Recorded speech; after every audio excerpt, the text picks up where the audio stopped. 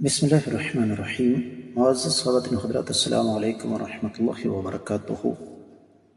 شیطان انسانیت کا دشمن ہے، اور شیطان پوری کوشش کرتا ہے کہ انسان سے کائنات کا بدترین گناہ کروایا جائے۔ اور کائنات کا بدترین گناہ کیا ہے، یہی ہمارے آج کے قرآن مجید کے سبق کا موضوع ہے۔ آئیے معمول کے مطابق سب سے پہلے آیت مبارکہ کی تلاوت کرتے ہیں۔ اللہ رب العزت ارشاد فرماتے ہیں، وَيَعْبُدُونَ مِن دُونِ اللَّهِ مَا لَمْ يُنَزِّلْ بِهِ سُلْطَانًا وَمَا لَيْسَ لَهُم بِهِ عِلْمٌ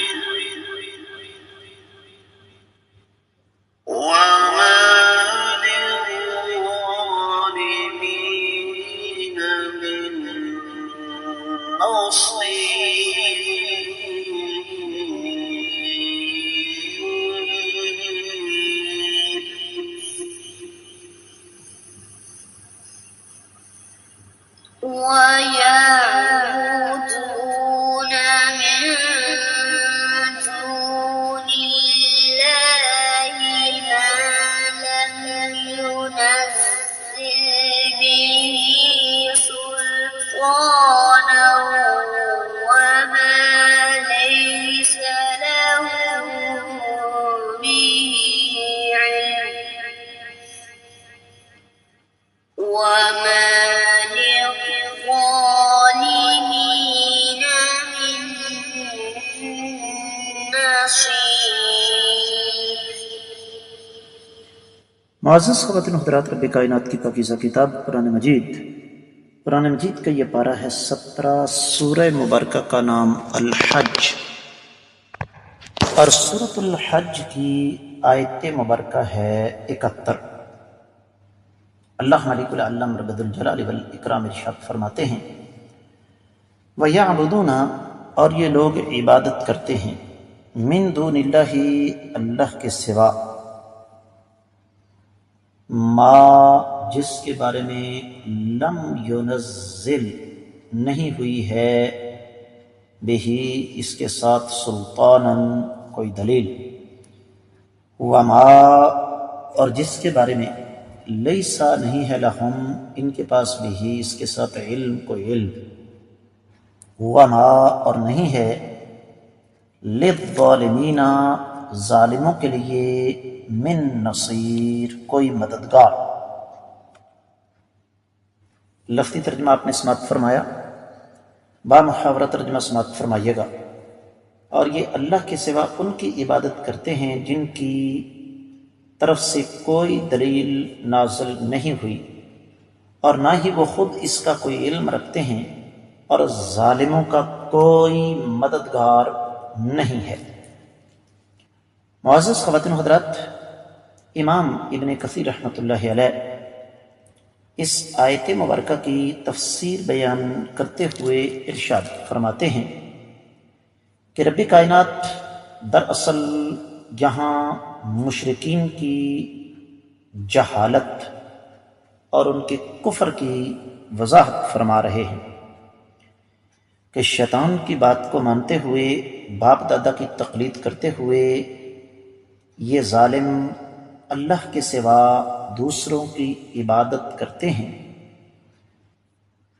جس کی ان کے پاس نہ تو کوئی قرآن و حدیث سے دلیل ہے اور نہ ہی عقل سے، کیونکہ دلیل دو قسم کی ہوتی ہے نا۔ ایک دلیل، اس کا تعلق قرآن و حدیث کے ساتھ ہوتا ہے، اس کو کہتے ہیں نقلی دلیل، اور ایک دلیل ہوتی ہے عقلی، کہ انسان عقل سے ایک بات کو ثابت کر دے کہ میں یہ جو کچھ کر رہا ہوں، عقل اس کا تقاضا کرتی ہے۔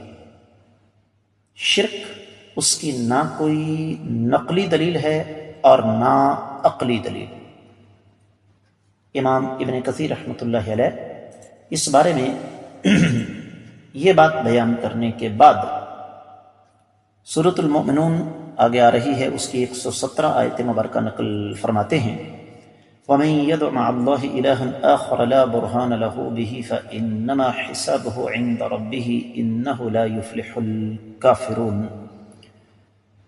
اور جو بد نصیب اللہ کے مقابلے میں کسی کو شریک بنائے جس کی اس کے پاس کوئی دلیل نہیں ہے، تو اس ظالم کا حساب اس کے رب کے ہاں ہے، اور اصل بات یہ ہے کہ کافر کبھی بھی کامیاب ہونے والے نہیں ہیں۔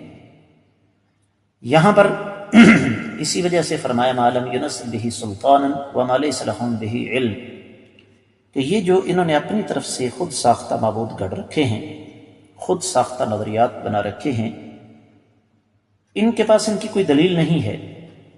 سب سے بڑی دلیل یہی ہے جو ہر زمانے میں رہی ہے، آج بھی ہے، کہ کیا ہمارے باپ دادا غلطی تھے؟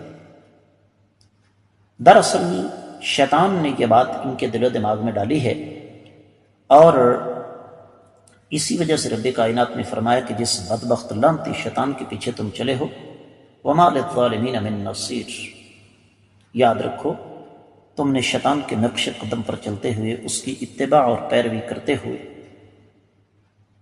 اپنے لیے دردناک قسم کی سزا کو آواز دی ہے۔ قیامت کے روز کوئی تمہارا مددگار نہیں ہوگا۔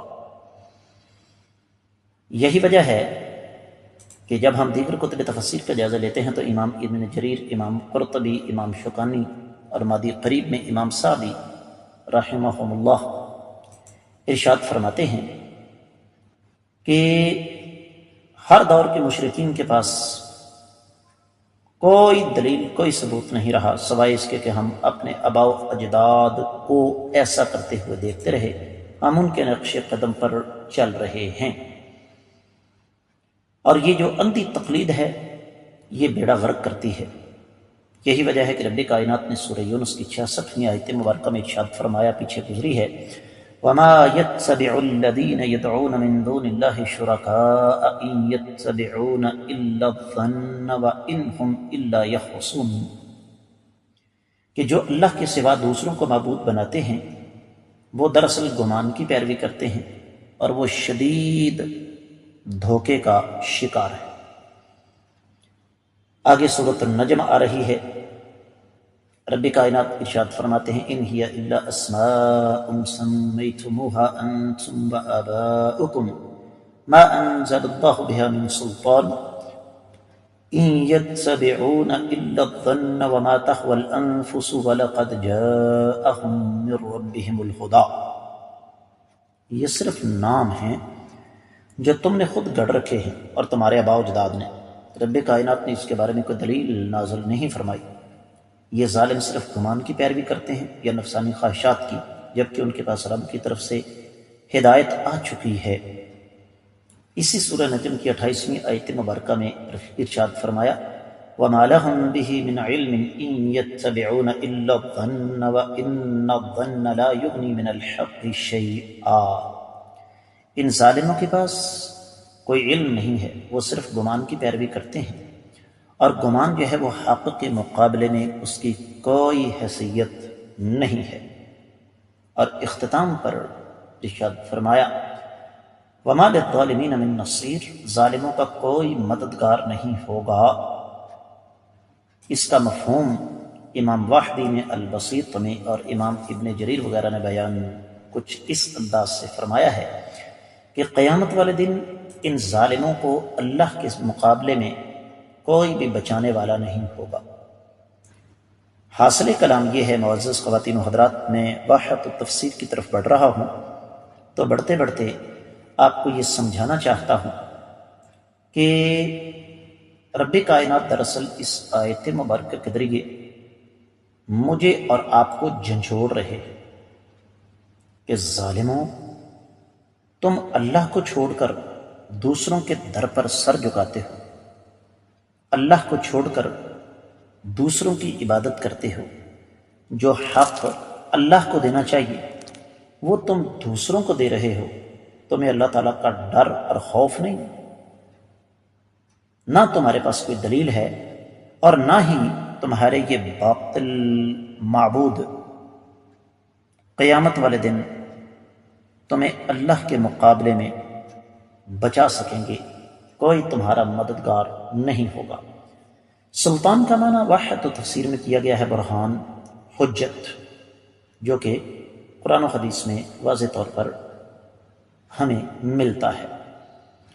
اور پھر اسی مناسبت سے سورہ زخرف کی آیت مبارکہ 22ویں صاحب تفسیر لے کر آئے ہیں، بل قالوا انا وجدنا آباءنا علی امۃ وانا علی آثارہم مہتدون، ہم نے اپنے آباء و اجداد کو ایسا کرتے ہوئے پایا اور ہم بھی انہیں کے نقش قدم پر چل رہے ہیں۔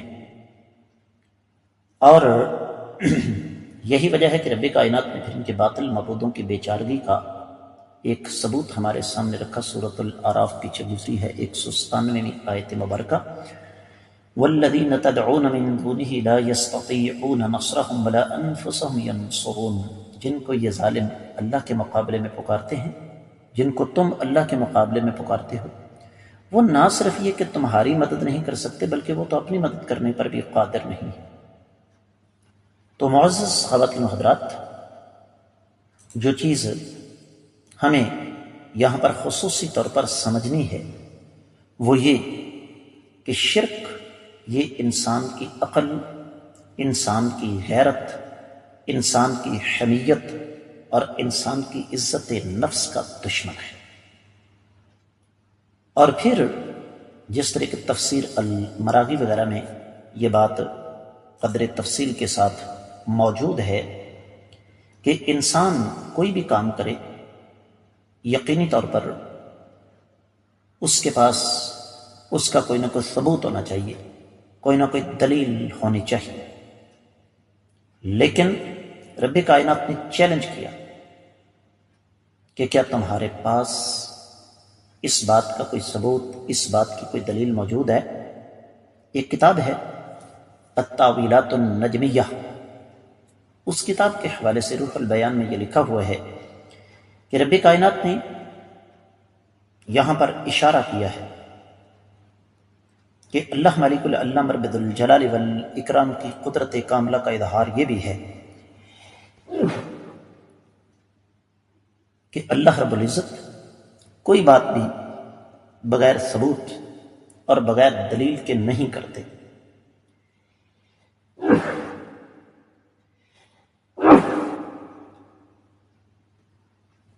قرآن مجید دلائل کی کتاب ہے۔ کائنات کے امام صلی اللہ علیہ وآلہ وسلم نے جو تعلیمات اپنی مبارک زبان سے ہمارے سامنے رکھی ان کی بنیاد دلائل، لیکن شرک کرنے والوں کے پاس کیا دلیل ہے سوائے اس کے کہ جی اللہ کیے جانے سے اللہ نہ ملے، اللہ والے ہیں جو اللہ سے ملا دیتے ہیں، اللہ تعالیٰ ہماری براہ راست نہیں سنتا، ان کے صدقے وسیلے تو فعل اور واسطے سے اللہ تعالیٰ رد نہیں کرتے۔ تو یہ شروع سے لے کر مشرکین کا عقیدہ رہا ہے۔ حاصل کلام یہ ہے کہ میں اور آپ آج ابھی اور اسی وقت اپنی عملی زندگی کا جائزہ لیں کہ کہیں ہم اس بدترین گناہ کے مرتکب تو نہیں ہو رہے۔ اللہ تعالیٰ ہمیں بچنے کی توفیق عطا فرمائے۔ آج کے سبق سے اجازت چاہوں گا۔ السلام علیکم ورحمۃ اللہ وبرکاتہ۔